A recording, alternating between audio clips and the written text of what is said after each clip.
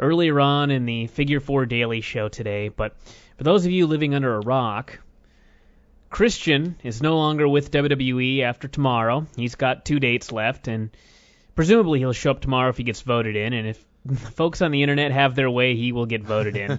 But after that, he's done. He has not signed his new contract. He has no intention of signing his new contract, and so off he will go to TNA land or wherever else. Italy, who knows. Canada. Canada. Canada. Just stay home. Yeah, and also Steve Austin is gone. Steve Austin Friday was given the finish of the coach match, which did not involve him winning. Yeah, it's a really funny story when you think about it, because Vince waited until the last minute to break the news to young Steve, and Steve apparently didn't think that was what was going to happen. Imagine that. Yeah, Steve thought, he watched the TV, and like any rational person, he thought, well, Jim Ross has got to be coming back, so... Steve Austin was presumptuous enough to believe he may pin Jonathan Coachman. I know, what a fool. What a naive young fool. So, yeah, he walked out. He was not on Raw tonight. They replaced him with Big Dave. And, yeah, we got to talk about quite the eventful Raw. But let's get on to the show for today. It started out, the Raw show, with a graphic for the Steve Austin coach confrontation later. They didn't announce that Steve Austin wasn't there. They teased the first hour of the show that he was going to arrive. So, blatant false advertising, but nobody paid for it, so I guess that's pro wrestling for you. Eric Bischoff came out with Chris Masters, and it should be noted that it was Halloween, and so everybody's wearing outfits, and Coach was dressed as Steve Austin.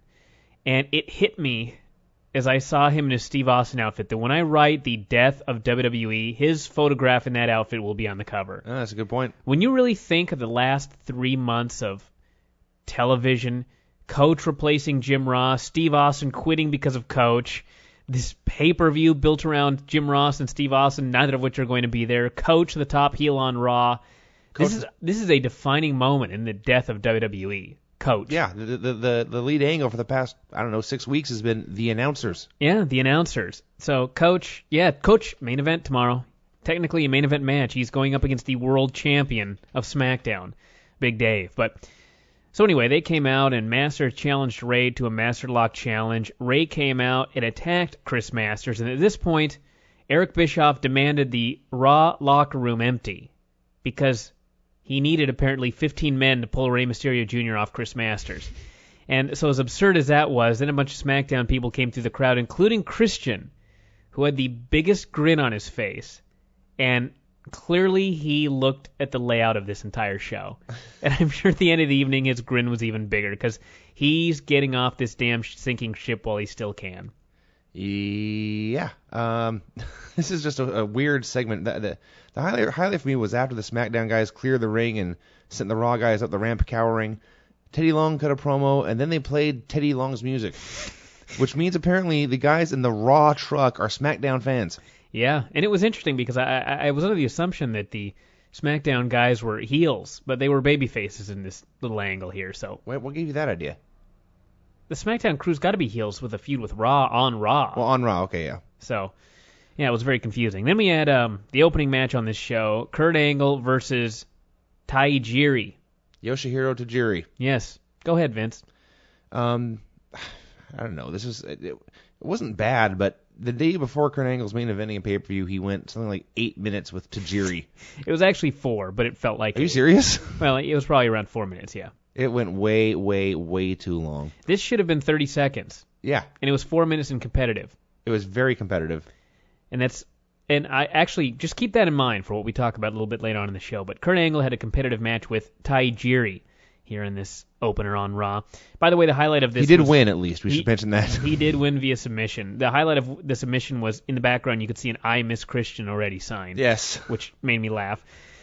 Then we had Cena hitting the ring to attacking Angle, and he was booed unmercifully. And they kept him backstage for the rest of the show until the main event after that one, and it was a fun night for young John Cena.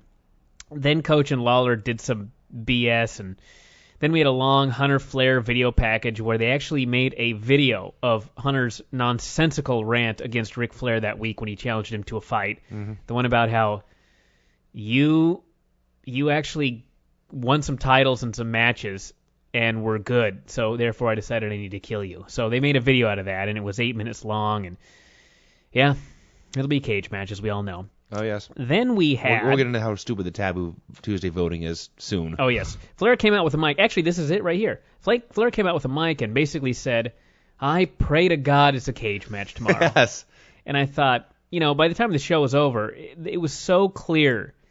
They know what matches they want, and they're not taking any chances. At least last year, there was some doubt going into some of these matches. Yeah. This year, they're not taking any chances. No. And I thought, all right, if you want these matches, why don't you just have the damn pay-per-view and book these matches? I don't know. Why do you have to pretend that you're going to do whatever we want? And it's so transparent. And I can't see how even the stupidest fan could watch this show and go, I really get a choice. Anything can happen tomorrow. My vote for Kane will count. My vote for Kane counts. Then we had Rob Conway's music versus Eugene. This was not the worst Rob Conway versus Nick Dinsmore match ever, because I saw that match about 3 weeks ago. But this would have been the worst match in their Ohio Valley career. And it was DQ finish when Conway hit him with a chair, and afterwards, many men ran in. Hacksaw Jim Duggan ran in. Hacksaw Duggan. Jimmy Snuka came in. Jimmy Snuka. And Kamala ran in. Kamala. That's 4 men because Kamala counts for 2. Yeah. I should point out that they all beat up Rob Conway and they all hit their finishers. Kamala, after wrestling for God knows how many years, still cannot hit the ropes properly. No. And Jimmy Snuka went up with the Superfly Splash, and I was certain he was going to fall off the top rope and die. It took him about 3 hours to get up to that top rope, and he finally jumped off. And thankfully, this segment was saved by Jerry Lawler, who put on the Burger King mask. Oh, yes. And he ran down and gave a flying fist drop, which got the biggest pop of this segment by far. Because oh, yes. Everyone loves the Burger King. He was up there in the commentary booth and wearing his, basically just his gear. Yeah, and a his robe. Costume. And I thought his costume was Jerry Lawler 1986 or so. But no, his costume was the Burger King, but it was a secret. It was a secret, and it was awesome. Then we had Carlito burying Mick Foley in the most uncharismatic manner possible. And then Foley appeared on the big screen and morphed into 3 characters, Mankind, Dude Love, and Cactus Jack. And what an odd way to build a pay-per-view. Yeah, you get a vote for which one of those guys you get to see. Yeah, wow. But they're all the same guy. Cast your vote, kids, and fork over your $34.95 because you got to vote for Dude Love. So Coach stood up and he went to the ring and he said, I can wait no longer. I want to call out Steve Austin. And for a very brief moment, I was a Coach fan because A, I heard his music, and B, he was wearing knee braces. 2 knee braces. And I thought, that is just too perfect. But anyway, he got in the ring and said he wasn't stupid enough to come out here alone, so he had backup. And that backup was Gold Dust. Goldust. Goldust. Former Intercontinental Champion. Dustin Runnels. The androgynous one. Dustin Rhodes. Yeah. Son of Dusty. In the rubber suit and the face paint. Yeah, looking fat. Actually, he was in decent shape. He Dustin. wasn't skinny for once, but he wasn't overly obese.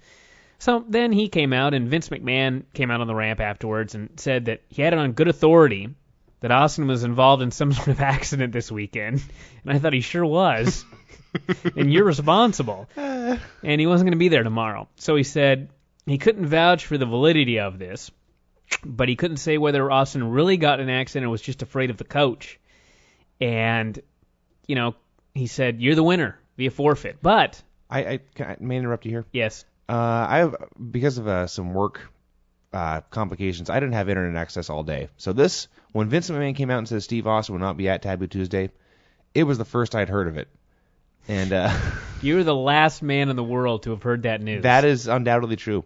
And when he came out and announced it, Austin Aries knew that news. That's right, yes. Austin. And he didn't know guys had contracts in TNA. Yes. Go on. And he came out and made this declaration, and my thought was, that's really great news for everyone involved. Because now, if Austin never comes back, it will not be against the coach. If he never comes back? If he ever comes back, it will not be against Yeah, that's goddamn true. This was going to be his first match back since his match with Rock at WrestleMania in 2003 against the coach. To lose. Yeah, Vince thought this was going to go over. Hey, Steve, listen. The pay-per-view Tuesday. Mm-hmm. The one where you're going to face Jonathan Coachman. Yeah, Vince. And if you win, Ross comes back. Mm-hmm. Okay, we have this idea. Goldust and Vader are going to come out with the coach. Goldust. Maybe Mark Henry.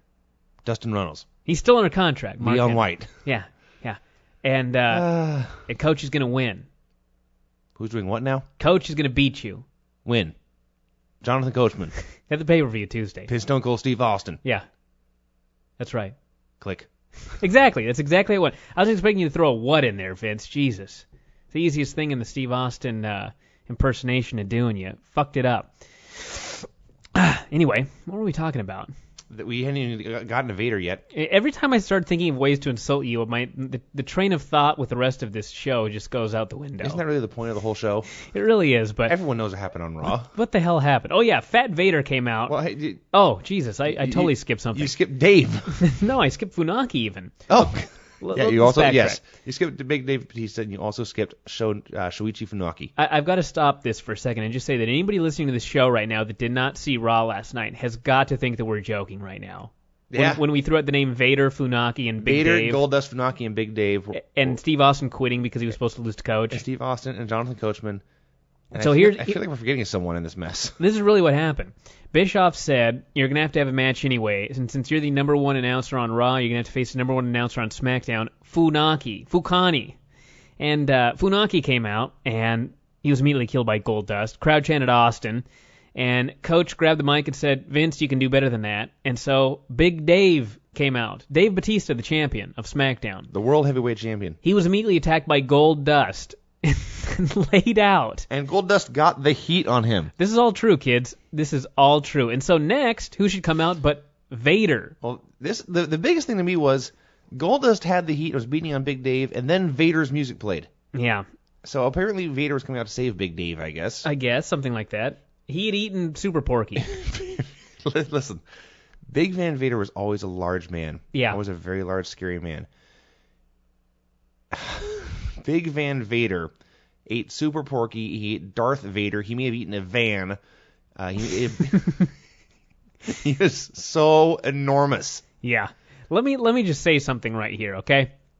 This is to all of the former WWE workers that might be listening to this, or friends of theirs that can pass the message on. This is from Reverend Barry to all of you. WWE's got this Legends division. Yes. And they've got 24/7. And they've got the internet. They've got various uses for the old guys. DVDs. At any moment, Vince McMahon could call any one of you and ask you to be on Raw Monday. And if you don't believe me, quite frankly, you're an idiot. If you've watched any Raw, because the guys are showing up week after week. Jimmy Snuka, Hacksaw Jim Duggan, Vader, Tatanka, for crying out loud. But the point is, get your ass in the gym now, trim down, lose some weight, and consider yourself perpetually on call. Because he's going to call at some point, and you better be cosmetically ready for Raw. Do not be sitting on your ass drinking beer thinking Vince McMahon's going to call and give you 3 months to get in shape to be at Raw. No, he's going to call Sunday night and ask you to be on a plane in 4 hours to be at Raw Monday. Yep. Or SmackDown Tuesday if you're under 5 feet tall. So be prepared. So anyway, yeah, Vader was 700 pounds. He did a couple of moves. He did a clothesline and immediately fell down. Then afterwards, he went to leave the ring and fell on his ass. And I thought, we're watching. And loudly shouted, God damn it. And I thought, we're watching WCW right here. So yes, Big Dave was left laying in the ring by Jonathan Coachman, Goldust, and Big Van Vader in a segment apparently booked by Orlando Jordan's Time Machine. That's right. So tomorrow at Taboo Tuesday, kids, here's your choice. You can either enjoy this wacky radio show for the next 6 months, or you can buy Taboo Tuesday to watch Jonathan Coachman versus Dave Batista with Goldust and Big Van Vader in his corner. Should we even? Which actually I shouldn't have mentioned that because I have a perverse desire to watch that. Should we even go over the options? What are the options? Well, there's a verbal debate. Oh, that's right. All right, listen. I will give you all permission. If by chance voting comes in tomorrow afternoon and it's Big Dave versus Big Van Vader, Goldust, and the Coach in a verbal debate, I will give you permission to buy Taboo Tuesday instead of 6 months on this website. You know, not only would I rather see the verbal debate, I would rather see Big Dave and Coach arm wrestle. Yeah. The street fight is seriously my third choice now. Well, I got to go home and vote now. Clear your cookies, kids, and vote multiple times. So, Anyway, God, I had not even thought of the possibility of these 4 men in a verbal debate. Good God Almighty. Wow. So anyway, let's move on to the show. We have just built this damn pay-per-view better than anything they've done. I think we may have. By teasing a verbal debate that will never happen. I'm reading my own report here, and I wrote, this is all so sad after the Vader segment. But now that I've really thought about the potential, the potential of the verbal debate, Yes, Big Van Vader, I rescind that. The best big man ever pre-Brock Lesnar is now falling down on Raw. Yeah. Then we had Hunter and Viscera. It wasn't that funny. It's just the whole... It's so absurd looking back. I had forgotten Viscera was on the show. Yeah, Viscera. Oh, my God. Viscera was on this show, and it was funny because, last week they teased Hunter and Viscera, and I fell off my chair when I saw the graphic that this match could not be a real match, and it wasn't. It was a backdrop for an angle. But no, it was a swerve. The real match actually took place this week, and they did a real match, and Hunter squashed him in a minute, and all I could think was, Kurt Angle's fighting for the world title tomorrow, and he was competitive with Tajiri for 4 minutes. And Hunter Hearst Helmsley just squashed Viscera in 1 minute and didn't give the goddamn guy one bit of offense. Oh, nothing. Zero. Nothing. Not one punch did he give Viscera. He squashed him utterly. So, it should come as a surprise to none of you, by the way. If it did, I don't know what to tell you. You've not been paying attention for the past 5 years. Yeah, so then we had Tori's also gone. I should mention that. Yeah, they put up a graphic for the Divas Halloween costume contest, and don't ask me why I noticed this, but Tori was not on the graphic, and I said, hey, wait a minute. I suspect something happened, but I don't know. So we'll probably have more on the Daily Show tomorrow, but she's gone. So then we had Cena doing a backstage deal with TCS, and you could hear a ton of guys booing, which was so funny. It would only get worse. Heartthrobs faced Kane in the Big Show. This was classic. Kane broke his back last week, broke a bone in his back, and this was reported all over. Dave put it on the Observer site. And today, WWE freaked out. And for those of you that don't know the story, WWE wants to basically put out of business Dave, myself, all the other news sites. They want to do the 1984 expansion in 2005 with websites. They want to be a monopoly, the only wrestling website on the internet. Sure. So they're breaking news, Yeah. They're trying to get the scoop. Okay. Of course, no news of Steve Austin being fired or anything like that. They did announce that Christian had quit, but it wasn't even the real story. They just said he quit, like he, just given up on the fans and everything. His contract expired, and they were stupid and didn't re-sign him on time, and he's done. So anyway, they freaked out today because I guess news of Kane's broken back had got out, and they hadn't broken the story or whatever. So they put this big thing on the website saying, contrary to rumors on the internet, Kane will be at Taboo Tuesday. He's an indestructible monster. And of course, nobody had reported that Kane wasn't going to be there. Yeah. The report was that he had a broken back, and he probably wouldn't work. He's got a broken back, Yeah. But of course, it is possible to work with a broken back. Just ask Buddy Wayne. So anyway, to put one over on Dave Meltzer, and it was on our site, so me and you and, 15 other people that run wrestling websites. Poor Kane had to work this show with a broken back. They threw him in the ring. They made him work with a broken back to prove us wrong. Yeah. We were so wrong, Vince. Well, you may as well shut down then. Yeah, fuck. This is the last show, everybody. We're shutting down. Vince, you win. Recriminations for airing a false report about Kane's That's right. Max Shoddy reporting and That's right. poor fact-checking. I'll be at Applebee's tomorrow afternoon filling out an application because we've been defeated by WWE.com. But anyway, they had a match with the Heartthrobs. They beat them quickly and decisively, and there's nothing more to say. It was a squash upon squash as they took turns hitting big moves. Yeah, I would like to note, though, that it was so amusing to see them push these two so hard because they're desperate for Shawn Michaels not to lose the voting for the three-way, which just stop what you're doing and just think about that. Thank you. They actually think Shawn Michaels may not win the voting. So they got to make goddamn sure that Big Show and Kane get over as a team. And worst of all, let's pretend there's a realistic chance that Shawn Michaels may not actually win the vote. Yeah. This is a work sport. They can work the voting and no one will know. Yeah. In fact, the third party going to come in and investigate? Fuck, we might. Lawsuits be filed? I may join the FBI after I shut down this website. And that's fair enough. You have to do an investigation. Then they had the women's costume contest, which was stupid. I just got to say, Maria, They did this for me. They may want to shut down this website, but they gave me one last gift, and that was they dressed my sweet, beautiful angel up as a sweet, beautiful angel. She was actually very sweet tonight. She was so sweet was not, and so beautiful, and not the slightest bit racy.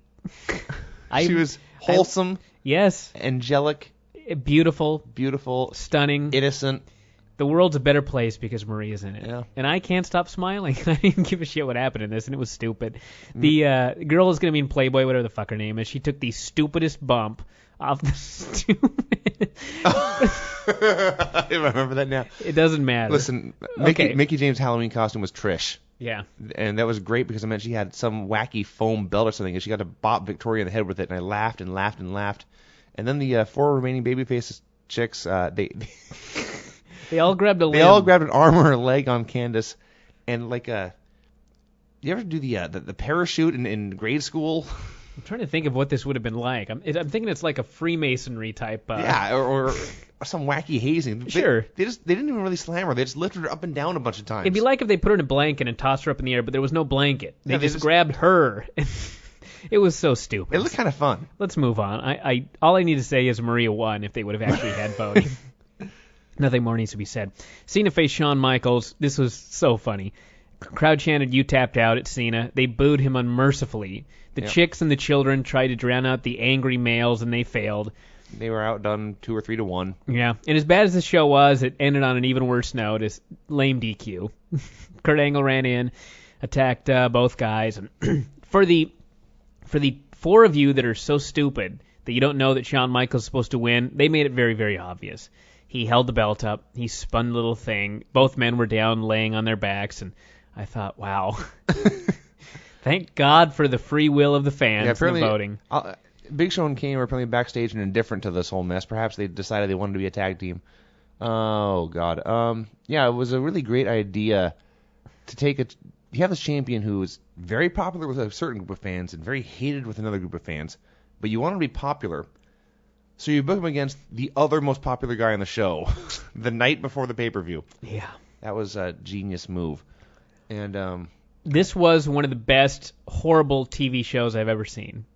Yeah, that's a good way to describe it. This was thunder-level absurdity and comedy. This is a minus 4-star show that I would watch again in a heartbeat. Oh, yes. I would actually watch this show again because there was so much stupidity involved and just layers and layers of absurdity, and it was beautiful to behold. It is also one of those shows where just a backstage crew just filming what was going on would be far more entertaining than even what was on TV. Yeah.